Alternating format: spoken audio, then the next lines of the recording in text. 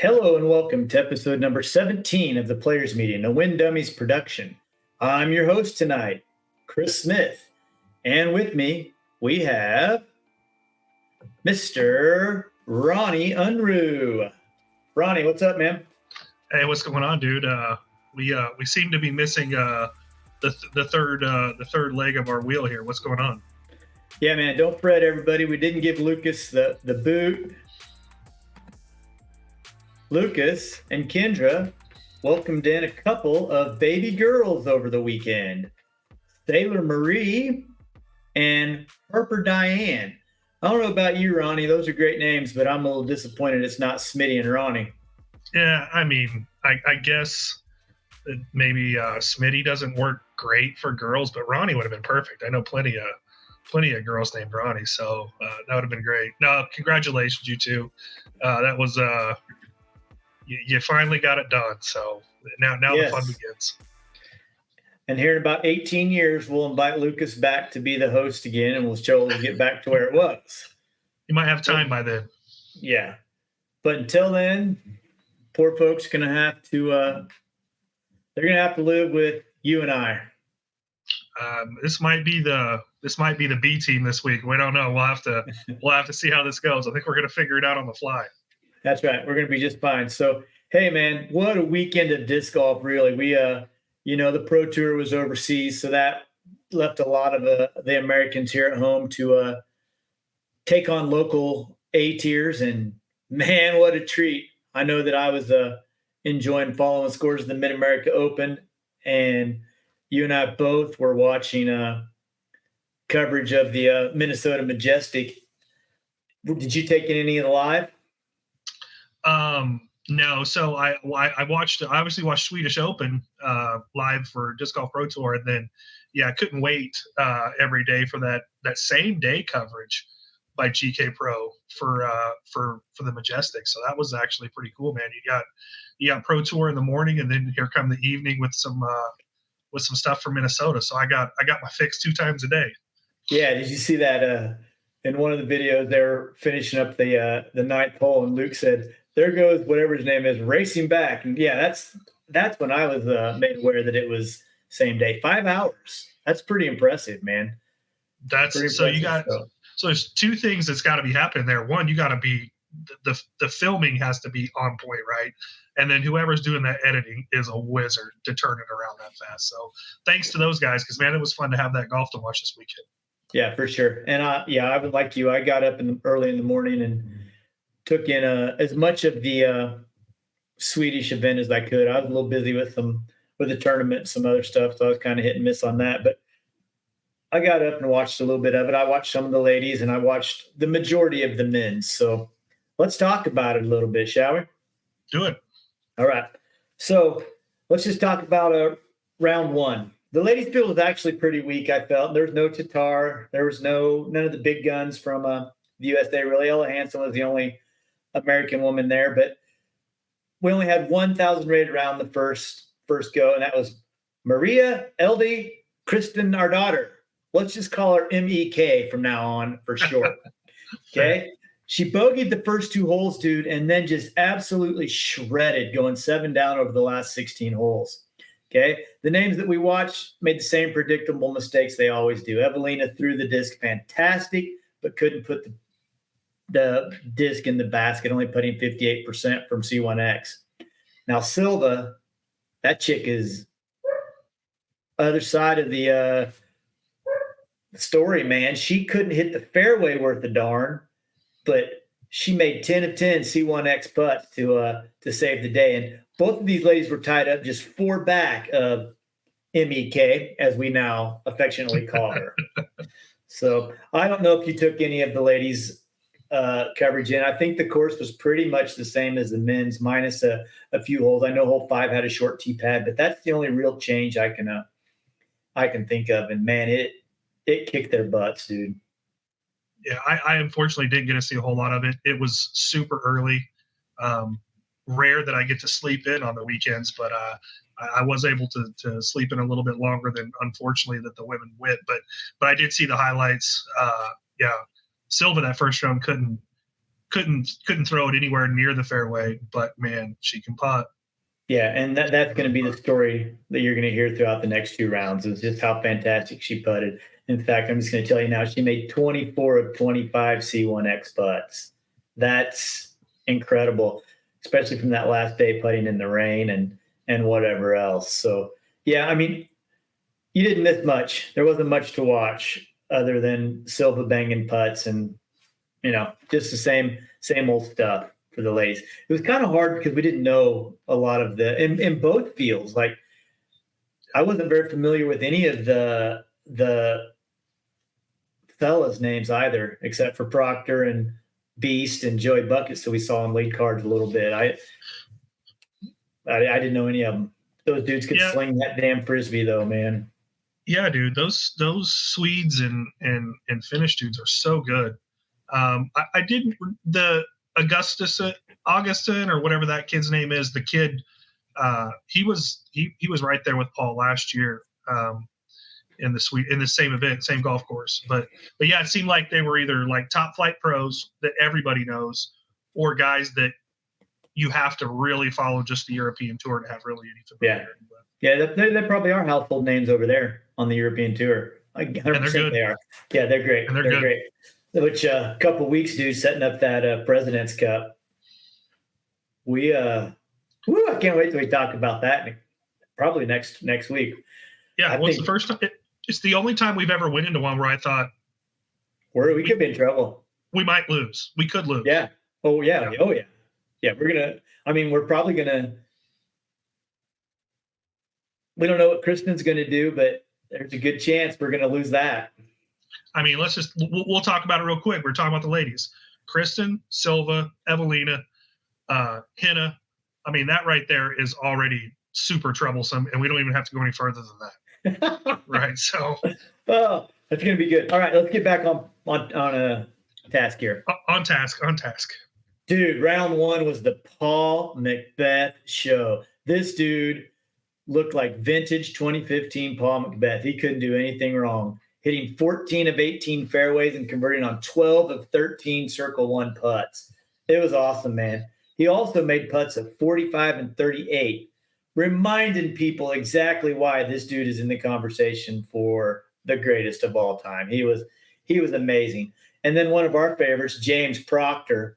This dude was just a couple of bogeys in the middle of the round away from beating or at least tying Paul. He was right there. He finished just 2 back, I think, of Paul, or maybe even 1 back. But then we got to talk about the dude who looked unbeatable. If you watched that video I shared with you early in the week, Ricky, I watched that and I thought, there's no way anybody's going to beat this cat on this track. He shredded that thing. Hard golf course, man. Hard golf course, and it showed. And Ricky got to see how hard it was that first round. It's that looks like one of the ones, and there's several of them over the pond that Crow Call, which they're going to this week.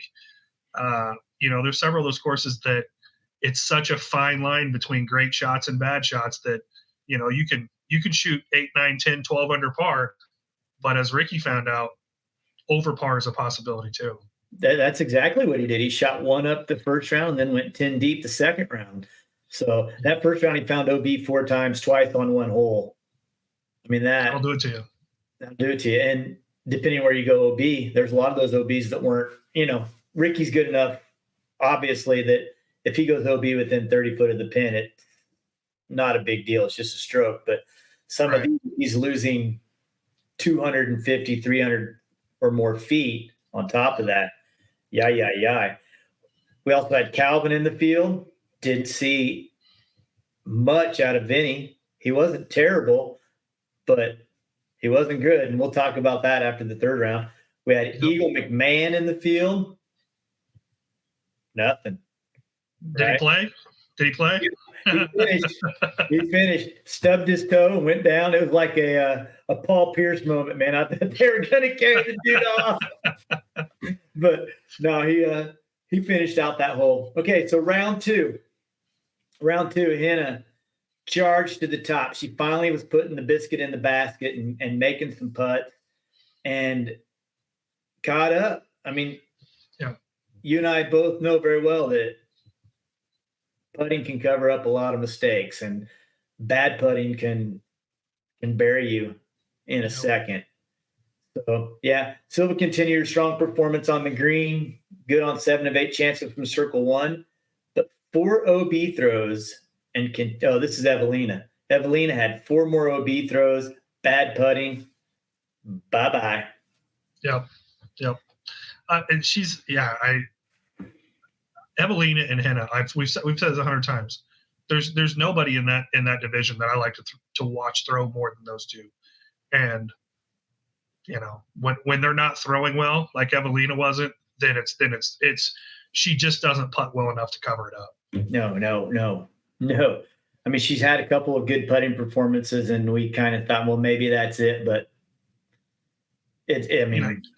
she's reverted to the mean, unfortunately, the remainder of the season. She's putted when she putts hot now, she can play really well. She does have the ability to putt hot now, but far too often she kind of reverts back to those old ways of just not making many and just having to rely on parking every basket.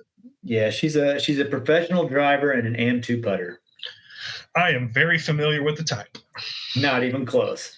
Okay, so in the second round, Paul struggled, man.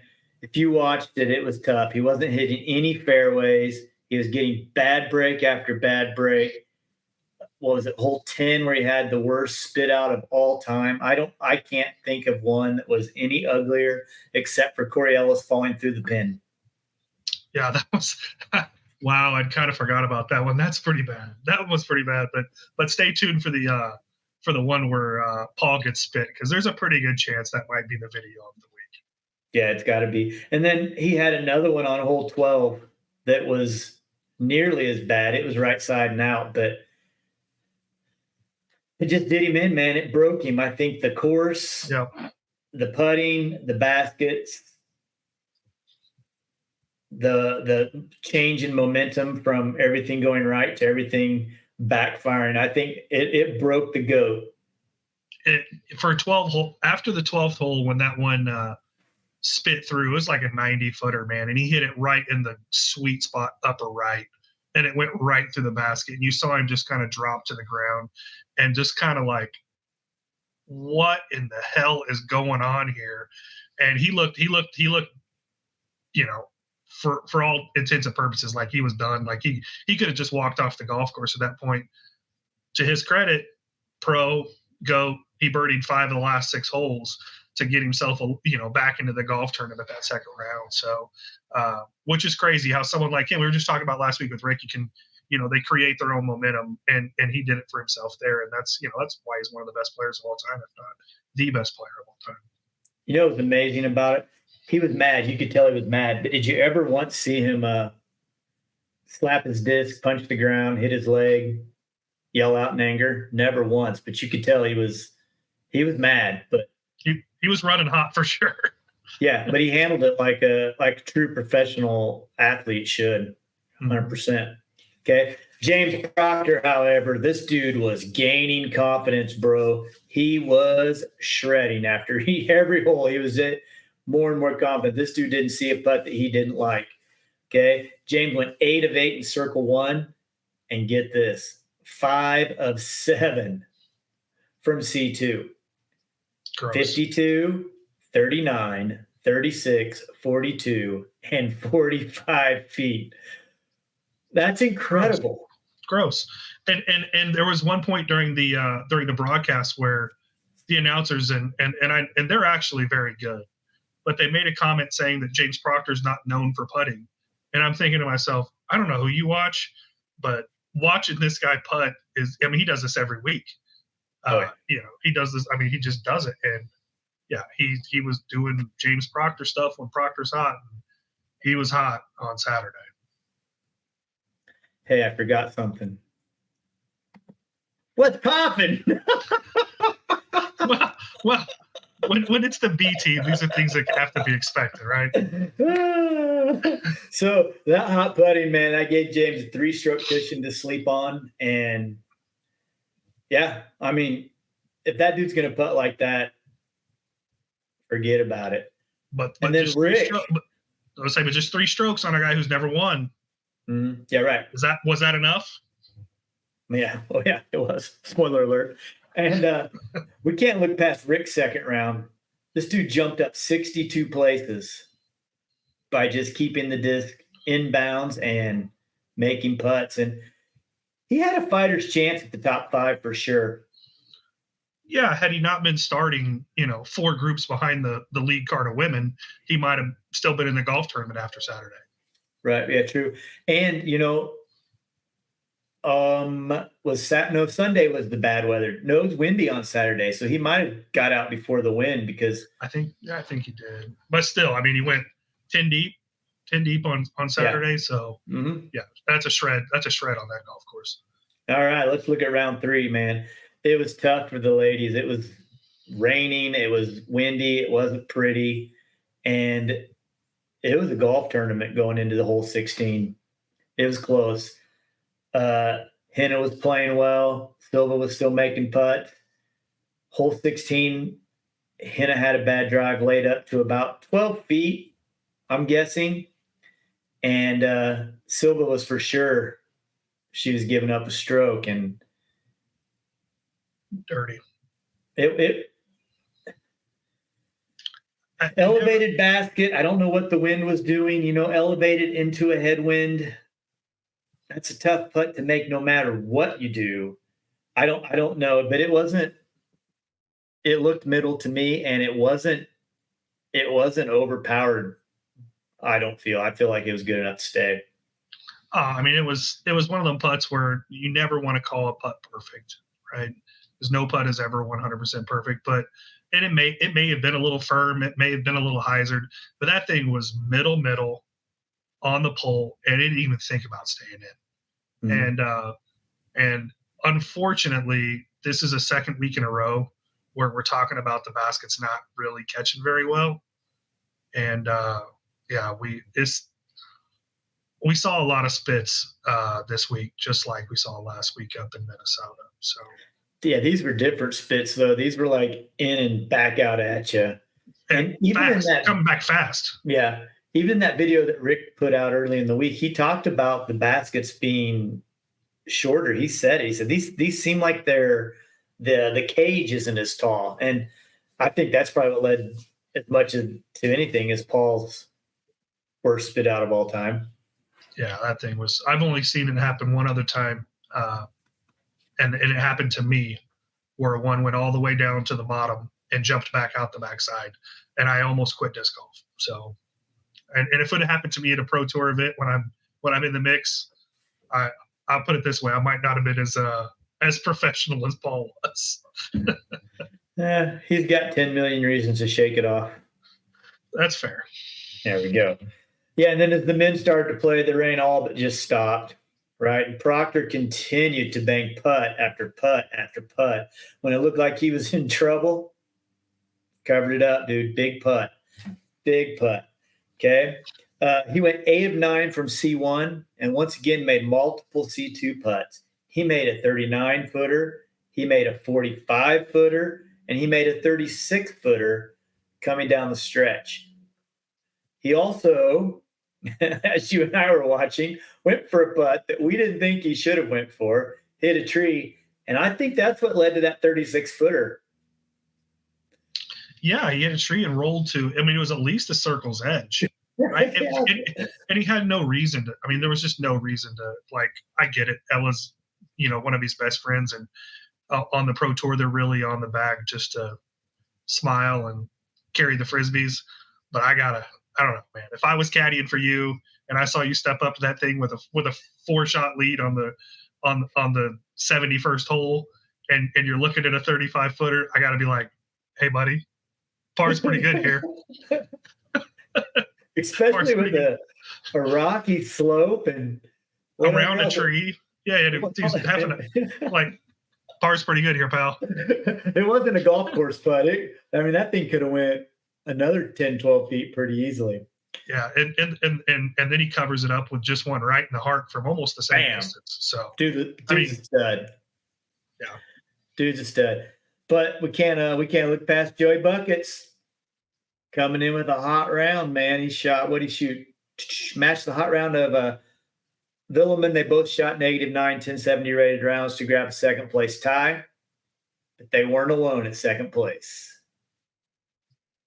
The dude who was ready to quit at the end of round 2 caught fire the final 9 holes and went 8 down. Paul McBeth, 8 down on the last 9 holes to grab a slice of second. And just a few, James, what was he, 2, 3 ahead of him? I think he laid up for to end up 3 ahead. Yeah, I mean, he basically intentionally took a bogey on the last hole just to play ultra safe. So I think he finished 3 ahead.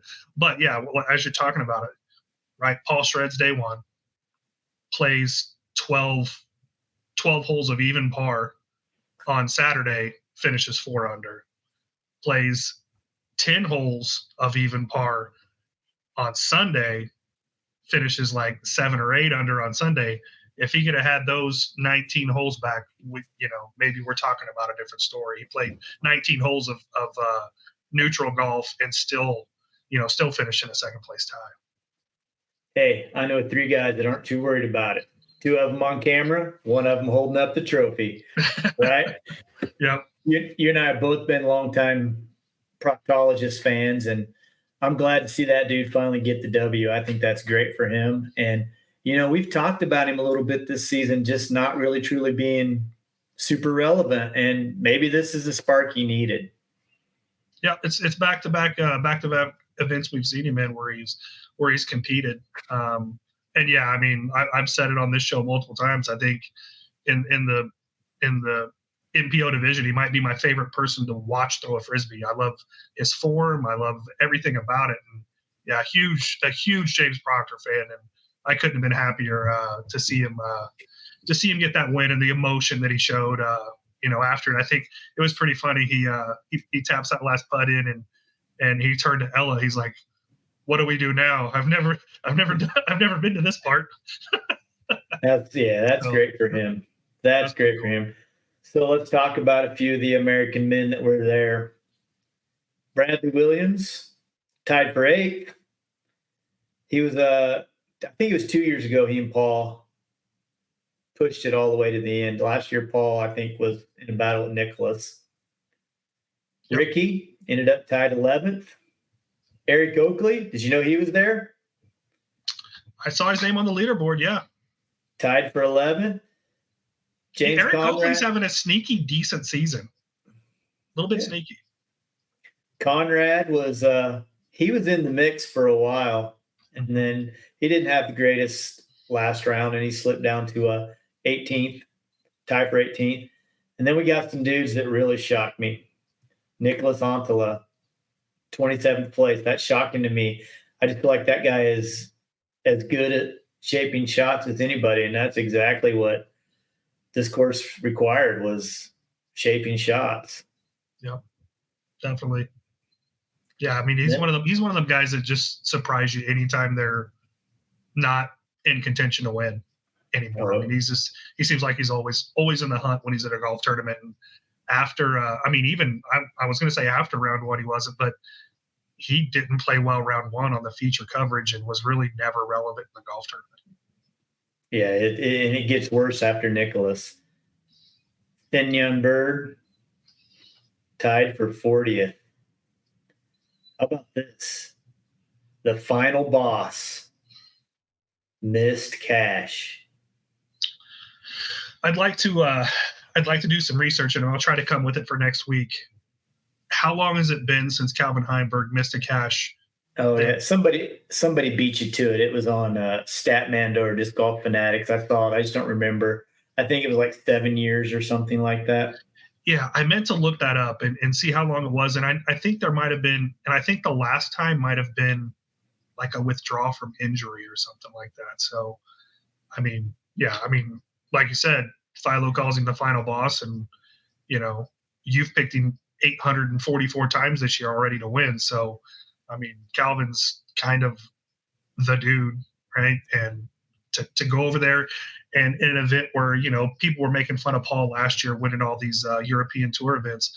Dude, those guys are good over there, just like they are good over here. You just don't know their names. And And this was just as good as any disc golf pro tour event we've had in the States this year. And it's shown even more so by a guy like Calvin didn't even make the money. So that's pretty incredible.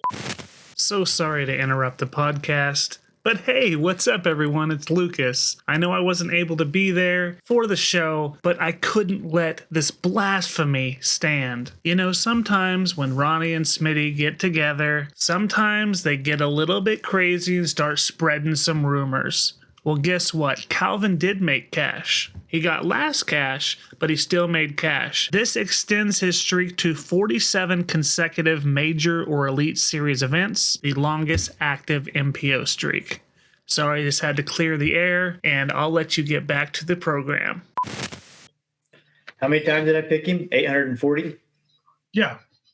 Well, it might be 841 because according to the PDGA, he's coming back to Des Moines. I saw him on the registration list. It's and while we're talking about that, let's talk just a second on where our sports got to, where these guys can now jump back and forth across the pond on a weekly basis to play a bigger event. I mean, that shows you a lot about where the sport's evolved to. Yeah, there's 5 or 10 that can do that. The rest of them, like James and Eric and probably Conrad and Bradley, I'm guessing they're all staying there until the European Open. Yeah, James said in his post-round press duties that he was staying until after the European Open, that he was going to play, but he's playing everything until then. He's playing Crow Call. He's gonna finish this swing over there, and there's a whole group of them over there that's going to do it. And how fun would that be for them? Because I assume they're probably mostly traveling together and going to all these unbelievable places in Scandinavia, just playing disc golf at some of the best courses in the world. So that's got to be. Didn't mean to switch on you, but I think we'd be a little sorry if we didn't share this. What a month! Yeah, I wanted to get to this. Silva. I mean, I'm not very good at math, but that's like five starts, 5 wins. And she's won.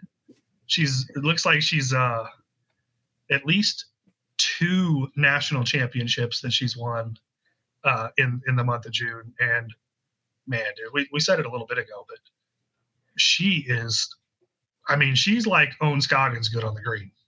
I think she so. Can flat putt it. And it's prettier. Much prettier than Owen's putt. It is zero wobble, and she kind of had a James Proctor moment on hole 16 or 17 of that last round after Henna had that bad spit. She was 35 feet out, death putt, and she should have laid the dang thing up, but she just cold-hearted drilled that sucker.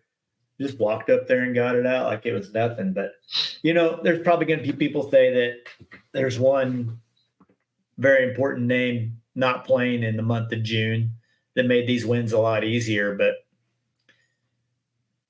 I don't care. No doubt, right? We've talked about that in tournaments in the States here too, but look, results are the results. Whether Kristen was there or Kristen wasn't there, Silva stepped up on the first tee every one of those weeks and performed every single week. Yeah. And no matter what the field is, that's hard to do. That's very hard to do. She's good.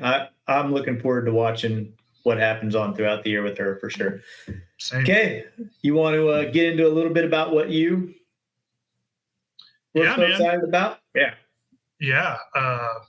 Well, this wasn't the only Disc Golf Pro Tour wasn't the only thing going on this weekend, man. Up in Minnesota, we had the Minnesota Majestic, a long time big time A tier.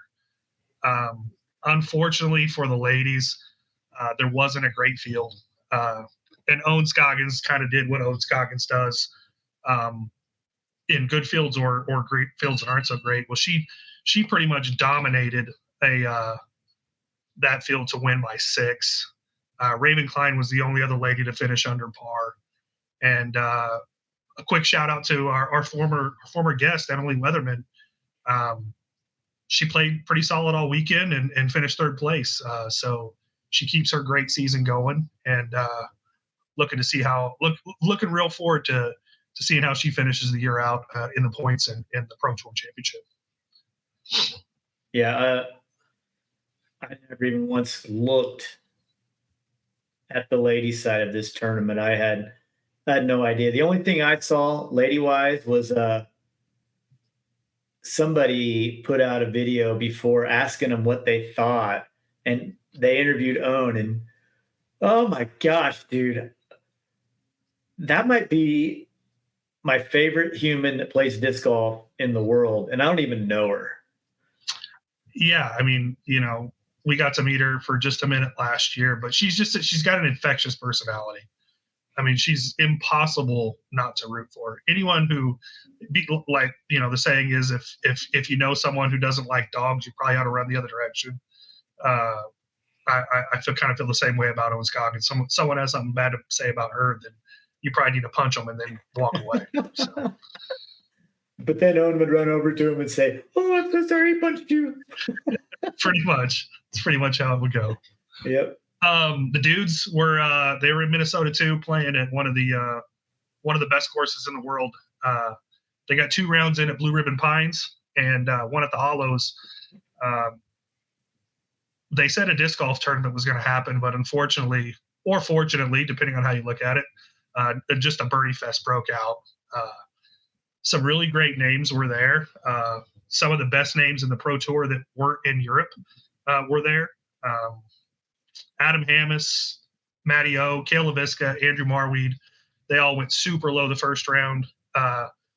Marweed was 13 under the first round and wasn't on lead card. So that tells you how much the shredding was going on there. Hammes held the lead for the first 2 rounds. He kind of dominated the first 2 rounds up until the last couple of holes of round 2, where Matty O kind of caught up on him. And then the last round, Marweed and Hammes kind of broke away. They broke away from the pack, birdie for birdie, all the way till the end.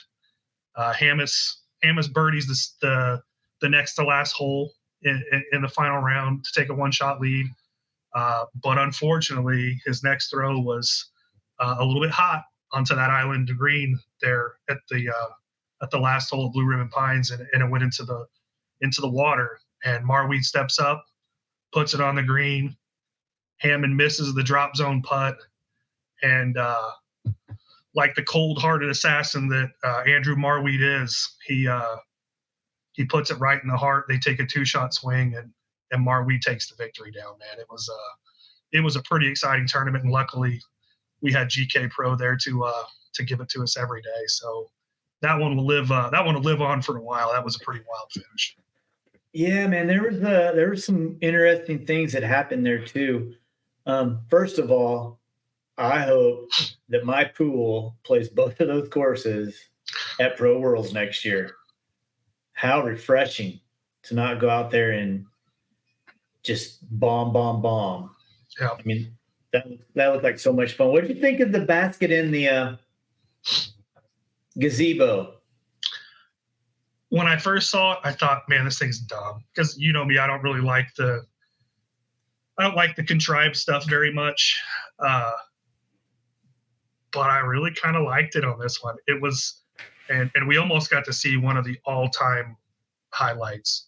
Matty O nearly rung that thing up into the gazebo in round 2. And that's not a short hole. It's like 430 feet. And Matty hits the railing of the gazebo. If that thing is 2 inches higher, that's probably skipping off that railing and right into the basket, which would have been just absolutely crazy. Yeah, that was one of the questions they asked him in that interview I watched is, what do they think about that? And there wasn't a single one of them that said anything bad about it. So, I mean, do they want to do it every week? Do they want the Disc Golf Pro Tour to buy a portable gazebo and carry it around? No. But they're okay with it on here. And this course has also had a hanging basket, which isn't going to make the Pro Tour standard by any means. BRP. So the Hollows was now. I was thinking that Tall Paul was doing the commentary. He said that was at Cale's house. That Cale lives at the Hollows. Well, I think Cale he was definitely something with it now. I don't know if he owns it or lives there, but that, got a hand in was, it. Yeah, that one was a little bit. I mean, that was just a short course, a lot of birdies. But VRP is a little bit of almost like a full size disc golf mini course, miniature golf course. You know what I'm saying? Because there's a lot of like goofy shots that you don't really see very often, but they're still golf shots. They're still full golf shots, like the hallway shot that I can't wait to get to Minnesota and play. Whether we're playing that for our pool or not, we're going to that golf course, and I'm gonna throw every disc in my bag and try to lose them all on that hole. Can't wait to play that hole. But there's a lot of those holes out there, and yeah, you don't want to see that. Just like we don't want to see the golf courses where it's just a distance contest every week. I don't know that we'd want to see these holes every week either, because there's a little bit of there's a little luck factor to them. But it was pretty cool to watch this weekend and watch these guys attack those, and I really had a lot of fun watching it. Yeah, it was great. It was great, and I'm glad, like you said, I'm glad we had same day coverage. It was almost as good as having it live. Granted, yeah. I'm not like you. I'm not disciplined enough to not check scores, so I knew what was going on the whole time. And sorry that I ruined that for you. No, I didn't know who it was going to be. Well, I figured out pretty early on, but the only day I was had the discipline to do it was Sunday. I avoided the scores the whole time because I was like, man, I'm going to get this tonight anyway, so I'm not going to watch it. And then you told me, and then I didn't watch it till today anyway. So yeah. Well, and then the other event going on was the Mid-America Open in Columbia, which had, I mean, you swing by there and have played it a couple of times now, and you say hole 1 and 18 are a couple of your favorite holes, and boy, did 18 come into play on this tournament. Mm-hmm. So there's some dudes here too. Freddie Meza, who's a really good, not probably listed as one of the top tier dudes, but he's right there. I mean, he's good if you've watched him play. Parker Welk, we saw him win at DDO last year. We saw him win a couple tournaments early this year. Jake Hebenheimer, who's kind of local to Mid-America Open area. The what's the course's name? Harmony Bends. Harmony Bends, yeah. I know that he has played a lot of rounds there for sure. John Jones from Kansas City, Ty Love, and then the sidearm specialist Chandler Kramer were all there from the Pro Tour, along with a lot of other really good just regional pros were playing there. So, I mean, Emerson Keith, Drew Gibson, a lot of dudes there from the Disc Golf Pro Tour. But Freddie jumped out to an early lead. He led after both the first and the second round. He had the Gooseman tied him up the second round, and Emerson Keith was not too far behind him. So it was tight, and I think the final round, round 3, Freddie had a tough start. Man, he had a slow lead, gave up some strokes, and they battled all the way in going into hole 18. It was a 4-man battle going into hole 18, and you and I were both texting back and forth. What's happening? What's happening? Why is it taking so long? What's going on? Well, we found out. Yeah. What seemed like an eternity later, it finally updated, and we saw exactly what went down, right? Gooseman was able to card a par, securing the win. Congratulations to the Gooseman. I think that's his first one this year. Parker and Freddie both felt what hole 18 can give you. Freddie, not quite as bad as Parker. Freddie got stung by a bogey, and Parker, little snowman in June, baby. It can happen to you on that hole. Yeah. I say all the time that those two, 1 and 18, are on my dream 18. And I told you, before they started that hole that, you were saying playoff, here comes a playoff. I was like, man, I don't know, dude. You can make anywhere from 3 to 7 or 8 or 12 on that hole if you get sideways. I mean, because there becomes a point where you're just not advancing anymore. Right. Mm-hmm. You don't make a good shot. You just have to keep reloading, and there's out of bounds from the time you leave the tee all the way till you get to the basket. And it's one of the best holes I've ever played. And it doesn't surprise me to see that scoring range, even from the best players in the world on the last hole of a tournament where everybody's still in it. I mean, that was wow, how cool would that have been to see live? Yeah, it was a really pivotal hole a couple of years ago when it was Gannon Burr and I think Prezi. I think Gannon Burr missed a short putt to let Prezi win at that event. But we might not be the biggest fans of this little armadillo, but Emerson Keith birdied 5 of the last 6 holes to get himself into a second place. Yeah, and it's not surprising. Harmony is very scoreable if you can keep it straight and make some putts. Now it's hard to get super parked on that course very much, so you end up having a lot of 28 to 40 footers. But if you're throwing it clean and you're making your putts, you can score there. And we know that Emerson Keith can do that. I mean, he's certainly more than capable, and showed it here that if Goose hadn't got out quite as far on him, Emerson, might have ran him down. So it was, that was I wish we'd had some video coverage of that event, because one, I just love Harmony wins, and 2, that looks like it'd have been a fun one to see. I'm just wondering if we won't catch some later if there's not a local. Well, I sure hope so. Yeah, for sure. Yeah, I think we wrap this up just by saying, and I think it's pretty obvious that the two of us loved all 3 tracks these guys are playing this week.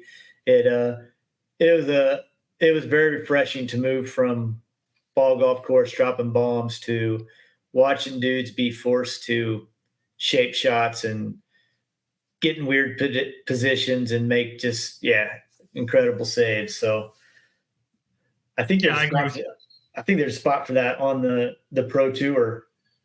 I would love to see someone with the resources build that style of golf course, yet still have place for the fans, because that's what we lose. That's what we lose when we go to those golf courses, is we lose the ability to let all the spectators in and be part of the action like they are on the big ball golf courses where they're able to actually sit there and watch. But man, I wish I'm hoping Paul's course out there in Virginia is more that type, New London. That would be great. Or anybody build one of them courses where we can still get fans on them. That would be the ultimate. That would be the spot. That would be our, maybe our Augusta. It's possible. Yeah. And I don't want to see it, like we said earlier, I don't want to see it every weekend, but I do want to see one stop, because dude, there's some dudes that we didn't see play any of these, like Isaac Robinson. I would love to see that guy get down on one of these courses. Gannon. Yeah. So Ezra, lots of dudes that just took a weekend off, probably going into Des Moines, Des Moines is a cool track. It's big, but it's got some fun shot shaping for sure. Yeah, it's kind of got the best of both worlds. That one, and we got a lot of those courses coming up in the next, couple 3 months. We got Idlewild and Ledgestone and a lot of Great Lakes Open up there at the Toboggan. So we're getting to some of these courses at this time of year where they're so fun to watch, and kind of it's not necessarily they're long, but it's not the golf course style. So obviously we prefer it more. And I think most people kind of feel that way. Right on. Hey man, the last thing before we close out what's poppin', which this probably isn't a super big deal to you, but it is to me. The PDGA is suggesting requiring bathrooms or porta potties at any sanctioned event, C tier or bigger.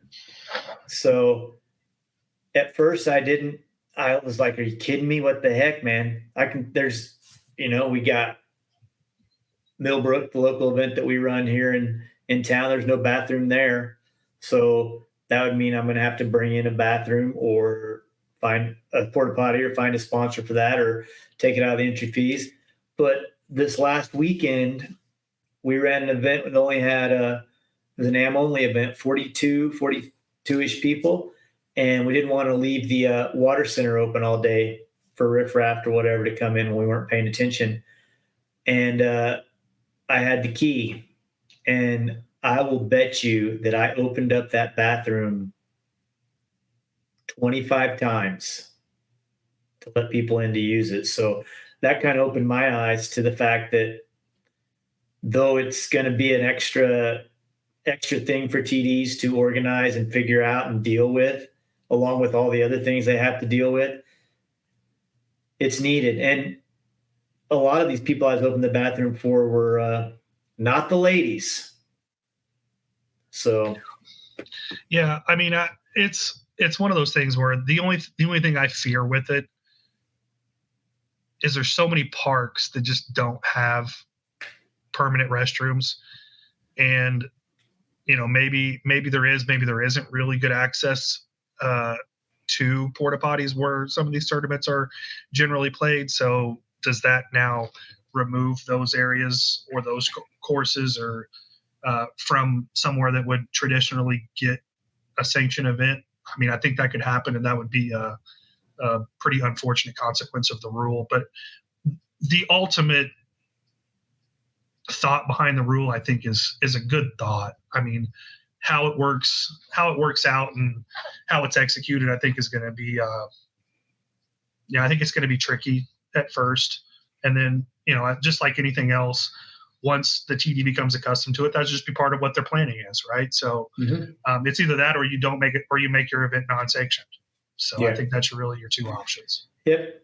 So it'll be interesting to see how that plays out and where we go from there. So I think that wraps up Let's Poppin'. I think that's it. Nice work. All right, here we go. Let's move into another segment. In this segment, we're going to both talk about our 5 most underrated players in the Disc Golf Pro Tour, the 5 dudes that we think deserve a little more credit, the dudes that are bangers that we don't think about. Top 5. Top 5. Top 5. You want to start? Or you want me to? Man, I'll start. Okay. We'll kick this off. We had I think might have had his girlfriend on as a guest a few weeks ago, Emily Weatherman. So I'm going to go with Bob Burridge. That dude doesn't get a whole lot of credit out there, but we're it's fitting. We're going back to Des Moines. He kind of burst on the scene there. Was it 2 years ago? Taking Simon into a playoff, and man, I really like that guy's game, and I think he's someone that doesn't get a whole lot of credit. I'm going to go with Bob Burridge as my number 5. Okay. I can see where you're going. Our lists are going to be quite different, I have a feeling here. I went with some ballers, dude. I think Bob is good, but I think some of these dudes on my list could win any week, and I don't see Bob coming out and throwing one down. In fact, some of these guys have probably been on my stink list. But the first dude who I'm going to go with, who I feel like this would probably be number 5 on my list. He gets the credit, but he probably deserves a little bit more. And he just kind of shot on the scene this year. Joey Buckets. That guy is really good. That guy was in it to win it this weekend. He's been, he's been at the top of multiple tournaments, but you're not going to go up to anybody in the street and say, hey, who you think is going to win this week? They're going to say Joey Buckets. Although maybe they should. Yeah, that's actually a really good one because, that dude, I feel like it's, is one of them guys we talk about. It's only a matter of time. He's too good not to win. Mm-hmm. Yeah. My next guy is an absolute baller. In fact, we talked about him a little bit last week on our potential player of the year list. K2. Another one of those dudes that is just really good, and very few people are going to say Kyle Klein's going to win this tournament, but Kyle Klein's going to win them. Yeah, sometimes I feel like I'm the only person who thinks he's like, maybe the second or third best player in the world. And I'm a huge fan of Kyle Klein. We all know that, but yeah, that's another one. I mean, but when you go ask people who's the best player in the world, how many of them are gonna, how many is gonna say Kyle Klein? So that's actually I like that strategy. I just think it's just his personality. He's just not outgoing, and I think that's what's keeping him from it. Could be. Well, I'm gonna get to a lot more ballers here pretty quick on mine too. So don't you worry. Number 4, I'm gonna say a guy that we all know pretty well around here.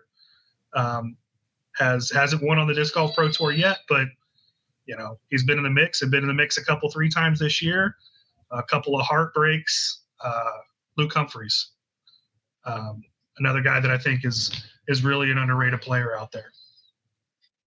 Yeah, and like you said, he's showing it this year. He's bringing it, man. Yeah, and how many people other than us, where Luke's from, kind of would really say that. I think most people know Luke more for being the host of GK Tour Skins, the skins game, more than being a player. But Luke can really play, man, and I hope it happens for him one of these days. I really do. And he needs to stay playing on the Pro Tour and stay out of the Masters division, which he's quickly coming up eligible for. So I don't want to see him playing in the 40 just yet. You're about to get a whole slew of those dudes. I know it. I'll be 50 by that time. I don't think you will. Big Germ's next year. Is it next year for Germ? Pretty sure. I knew it was coming up pretty soon. And Yuli's 37 or he's 18, up there. So yeah. Yep. All right. Well, I'm going to go with the guy that I thought you were going to hit, the local, semi-local that we all know. And I mean, this dude won a freaking major. Prezi. Yeah. It's hard to think that Presnell's underrated, but he certainly is. Yeah, he's just and he's such a killer, dude. He's so He good. was awesome at Majestic. Yeah. Backhanded all those flick holes. I mean, outside of Kale, nobody else is doing that. No, 100%. Yeah, I mean, he's a killer, man. I remember, when he was just a regional guy, and now he's like you said, he's a major champion. Yeah, but nobody's gonna pick him to be the dude. I love that one though. That's a really good one, and that's kind of my guy. The guy I've got on my next one, I don't think he's won on the Pro Tour yet, which is kind of hard to believe. He spent a year out with injury, but this is a guy that's been in the mix a bunch of times this year too. I got Gavin Rathbun. There's another one of them guys where when you ask like name a top 10 disc golfer, nobody's going to name Gavin Rathbun, but if you use 2024 results, he's there. Yeah, that's a great pick, and he's a name that we kicked around early as a guy who's having the best year. Mm-hmm. A few weeks ago, we talked about it. He was top 5 in like 3 or 4 of the first few events, and he was. Yeah, you're right. Nobody's gonna pick him, but he's that dude. He's really good. He's fun. He's fun to watch. He's easy to like. Yeah, that dude's right there. My next guy, this guy has won on the Pro Tour, but I think is still vastly underrated. And he was in the mix in Sweden this last week. Bradley Williams.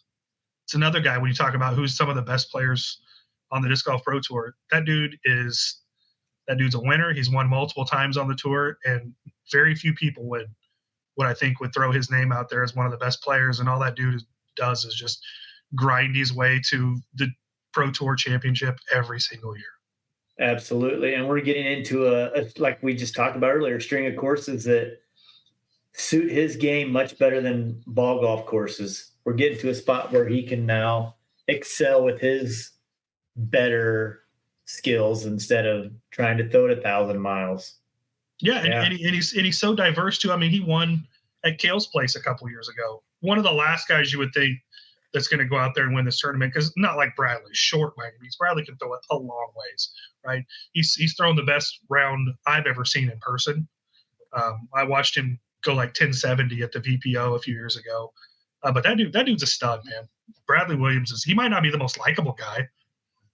He's a heck of a lot. He's a heck of a lot more likable now than he was even 3 or 4 or 5 years ago. That's very true, very true. But he's a pro's pro. He's a really good. I mean, he's one of the best players in the world. All right. My second to last one here. This dude just won. Marweed. He's the best putter inside the circle statistically, but really good one. And he's not on my list. And that just goes to show that how right you are is even with recency bias, for Marweed. I literally today just watched him go win that tournament, the Majestic, where he was 40 something under par for a 3-round golf tournament. And he made everything. He said he missed one putt inside the circle all week. And yeah, he's statistically the best putter in the world. And I literally left him off my list. He's another one of these dudes whose game is still developing. Just a couple years ago, he was pretty much predominantly a forehand guy, and now he's developed a nice backhand. And like Bradley, he's not the farthest off the tee, but he throws plenty far. And I don't even know why they make him putt inside the circle. Just give it to him, add a stroke, and move on. Yeah, they need to have the 10-meter circle, and then give Marweed like a 7-meter circle, and he just gets to pick it up and go the next day. Yeah, why not? We don't need to see Marweed putting 18-footers. What a waste of time that is. That was a little disappointing when I tried to look at the stats for both of those tournaments, that it was just hole scores and hole stats versus like Sweden. If you look at PDJ Live after the fact there, man, you can really – I got stuck for 45 minutes the other day just looking, and I don't even know what strokes gained green to tee is, but I know Hannah Bloomrose had 18. She's tee to green. We know this. We know she's one of the best. She's the best player in that division from the team. So unfortunately, It doesn't translate. Here we go. Our last one. Do we have the same guy? Maybe. My guy's good. My guy's a U.S. champion, I think. Oh, my guy's not. Oh. Wonder if my guy's better than your guy. I don't know. Not this week. I can guarantee you that. Okay, who'd you have? I went with the proctologist, James Proctor. That's a great pick. Been waiting a long time to see that guy finally put one in the winner's circle. And, he's been a West Coast killer forever. A-tier, just winning A-tiers all over the place. And now he's got one on the Pro Tour, and he won it in pretty dominating fashion, really. Oh, yeah, he's great. So hopefully it kind of opens up a can for him. But again, none of one of these guys, when you're talking about who's the best players, who's going to say James Proctor other than guys like me who fanboy over him? Me. That's why he didn't make my list. I think he's a badass. There you go. So that's the only reason he didn't make my list, because I think every week this dude's going to win. He's that good, yeah. He just hasn't, right? He might, until this week, he might have been one of the better. He might have made my top 5 for guys who haven't won. But 100%, yeah. He's not even going to make my top 5. He's not going to make my top 20 for underrated dudes, because I think this dude is bananas. I remember at the All-Star event, we were both on him. We were both, oh yeah, this is the year. But I think that's us. Mm-hmm. I think we're different so too. Bales. I think we can see a little bit more the potential, right? We see the every shot, we see the putt, and you just wonder yourself, how hasn't this guy won? Well, now he has one. So I think it's going to be a lot harder to use him on a list like this, because more people are going to start to get the memo. Yeah. All right. So do you know who mine is then? A U.S. champion. I'm going to say yours is Chris Dickerson. Yeah, absolutely. And I don't know. He's just another one of these dudes, like, forget about him every once in a while. Is anybody going to pick him? A little ever? bit. Yeah. And I think but he's so good. Yeah, you think? 10-40 dude for a while.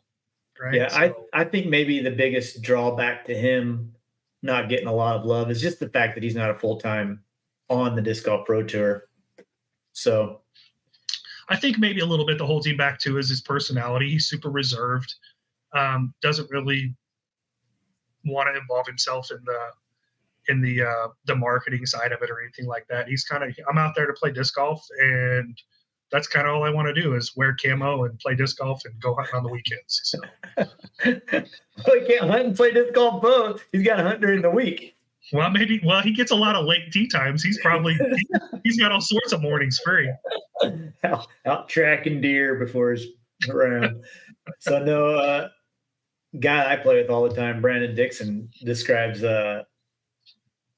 Dickerson as boring. And my exact quote was, "Boring wins, buddy." So yeah, I would love to get some comments this week of who people's most underrated player is. I got to know this, man. I might make up some sort of survey where I send it out and say, most underrated player, Disc Golf Pro Tour, who is it? And just see what kind of names pick up. But you know what? I'll bet names like Bradley Williams don't make that. I'll bet Andrew Marwee doesn't make that. Not because they're not underrated, but because they are completely underrated and people just don't think about it. Yeah, it's hard to believe, man. And that's and I'm glad. And it's crazy. I didn't even think about Marwee, and he just won. That really kind of proves the point more than anything. That was a fun segment. Yeah, it's really fun, man. I like that. Yeah, good thing Lucas wasn't here to ruin it for us. I know. Look how great we can do stuff when there's no. I wonder who he would have picked. I feel like Rick's pretty underrated. Well, we don't have to worry about his picks. He's picking up poop right now. That's all he's doing. So that's true. All right, I think that's a good way to transition right into our next segment. Weekly picks. You know how this works. Each week we all pick 3 players. The person we think is going to shine, possibly win the tournament. That's all we look at is how well they do, who finishes the best. We're looking for a sleeper, a guy who outperforms his normal performance. And then we're looking for the stink, the dude who, pretty self-explanatory, stinks. Let's do this. Let's start with one of Lucas's. All right. Lucas has sent Ronnie his picks. Lucas feels like a guy that would start with a sleeper to me. All right. Lucas That's probably what he's doing right now. He better hope he's sleeping right now. Lucas is going with a guy he thinks is really going to benefit from a manufacturer change. He has Kevin Jones, KJ USA. Not a bad sleeper. That's not terrible. Kendra must have picked it. Not a bad sleeper and not a bad week to take KJ USA. Yeah, for sure. My sleeper. It's time to squeeze the lemons, baby. I'm going to Clemonade, a dude that finished in the top 10 here last year, has been. If I don't win this, it'll be crazy because this dude has been pretty bad all year. So if he just plays good, I'm going to be living large, getting that green light. Well, it's going to be hard to beat me, man. I took a guy that doesn't have a whole lot of good finishes on the Pro Tour this year. Cupcake. But no, I'm not that cheeky. But a guy I got to play with a couple weeks ago at Masters Worlds, and a guy that made the money here at Des Moines last year. I'm going to take Tall Paul Oman to outperform his standard for this year. How many events has he played? Do you have any idea of the Pro Tour events? About a half a dozen so far this year. Okay, so he's played several. Yeah, and he's played several, and he told me he's playing the majority of this Midwest swing. So, man, you know what? Bad on me. I should have got Paul as a guest. I'll take the punishment for that one. That dude was a really good chat, man. And I think he's going to have a good week in Des Moines. Well, I've got a connection for him that can get us hooked up instantly, I'm sure. My man Sam Ball and him are good buddies, and probably wouldn't take much if you wanted to have him on here if he performs well this weekend in Des Moines. Oh, there we go. See, little reason to. Yeah, he's a fun talk. Okay, I'm going with my shine. Okay, got it. This is the week, baby. Isaac Robinson. Well, we'll see how much you think it's the week when you hear that Mr. Deal has also picked Isaac Robinson. Dang it, man. No changes now. No takebacks. I can see it. I can see it now. Whatever Smitty takes, that's my pick too. No, he definitely has IROB. I tried to not complicate this thing. I'm going to take the kid. He's in it to win it every week. It's the home crowd. Give me the Iceman. I'm going to take Gannon Burr. How did he finish last year? You got any idea? I know Isaac got second. Sure. I think he was top 5. I would have to look. Let's just take a quick peek. I've got some stuff pulled up right here. Gannon Burr last year at his home state event. Let's see how Gannon did. I think he did some help redesigning the layout as well. Oh, is that right? Okay. 2 years ago, whenever they redid it. Last year, Gannon Burr only won the golf tournament. He won last year? That just won the golf tournament. That's all. How did we forget? Because he wins a lot, and it's kind of hard to keep all that straight. Didn't Isaac get second, though? Isaac did finish a solo second. And just so you know, where one of the guys in third may or may not be on my stink list. Awesome. Let's hear it. Who's your stink? We'll go ahead and just say it since I've already led into it. I'm going to take Gavin Babcock to stink this week. So many good events in a row.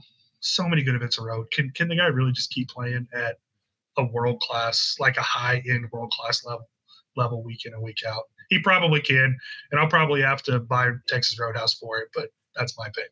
I sure hope so, buddy, because I know when he was coming down the stretch there at Beaver State Fling, I was sweating it.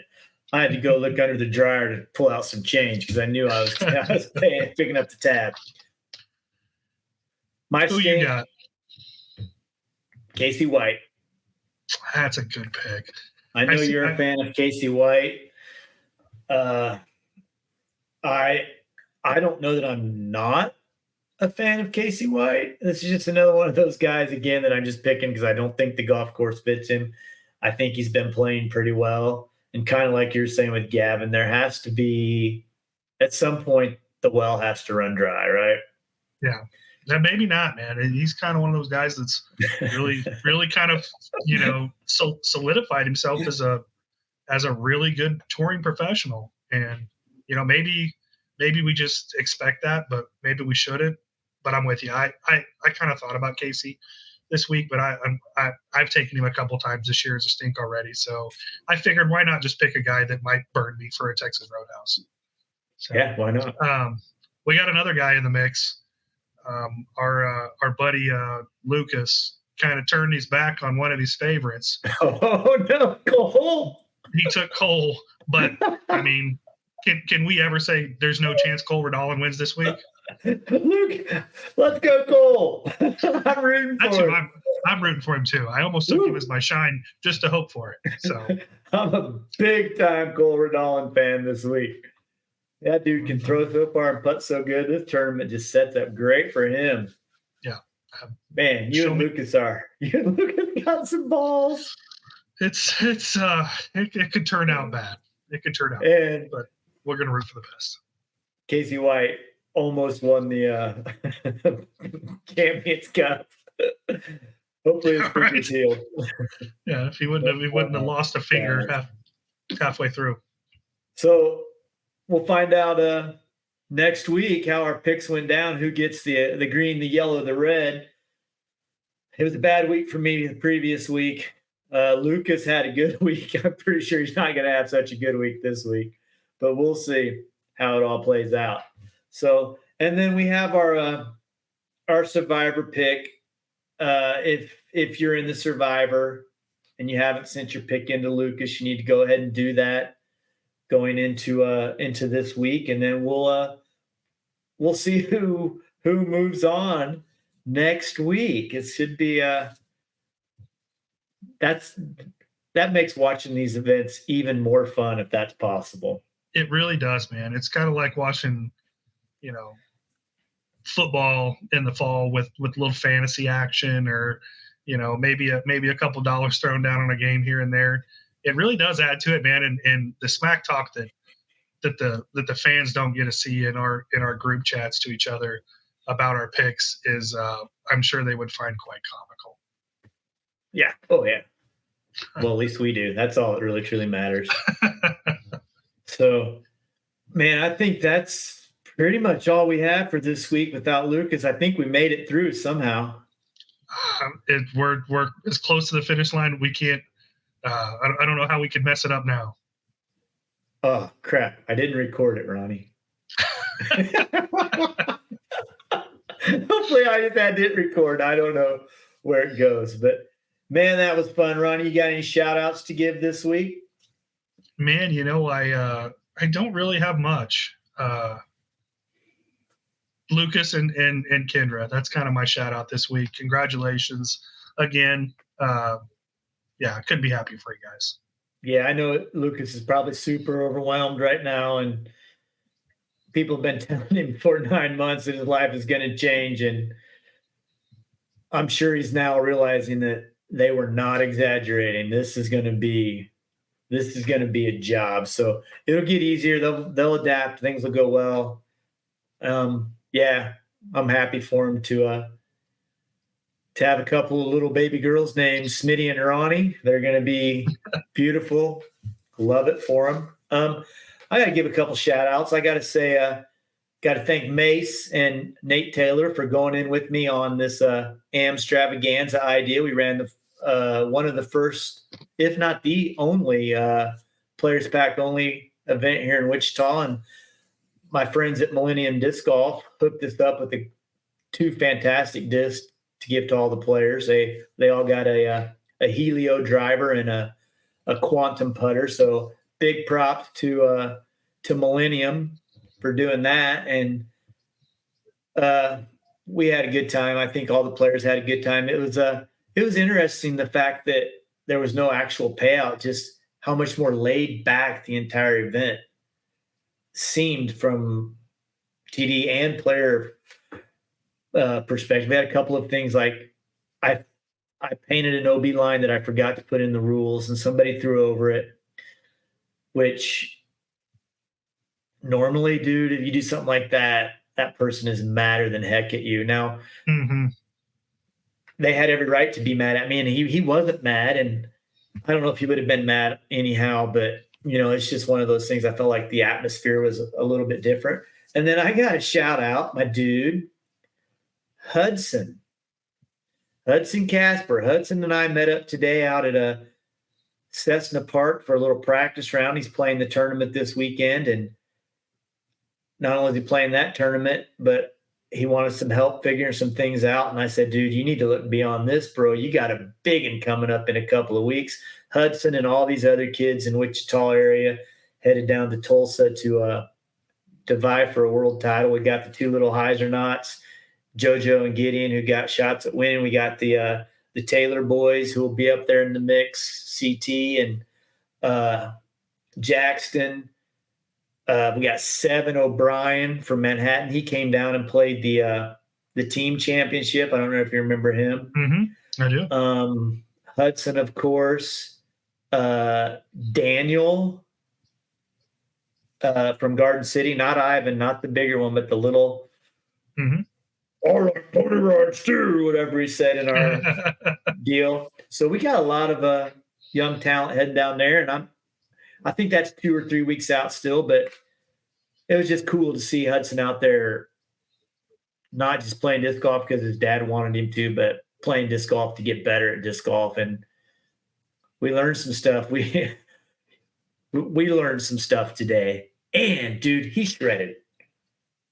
He parred 1, he parred 2, he parred 3, birdied 4. It was awesome. Okay. Yeah, straight up part 4.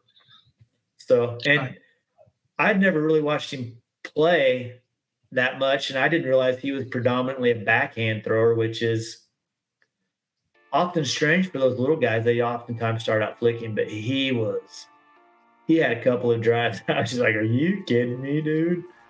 So I love it. Great. Backhand for life, buddy. He'll be beating us in 3 weeks. That's all right. I'll be 50 by that time. Let him win. I'm gonna tell you right now, it still hurts. Still hurts, buddy. So, no, I guess don't forget to like and subscribe and follow us. And if you want to just listen to us, if you made it this far, you already found us on all your podcasts. We should have said this at the beginning. If you want to look at us, we're going to get fired from our own podcast. So, anyhow, enjoy the shot of the week. 19th hole coming at you. You bet. Later, guys. Peace.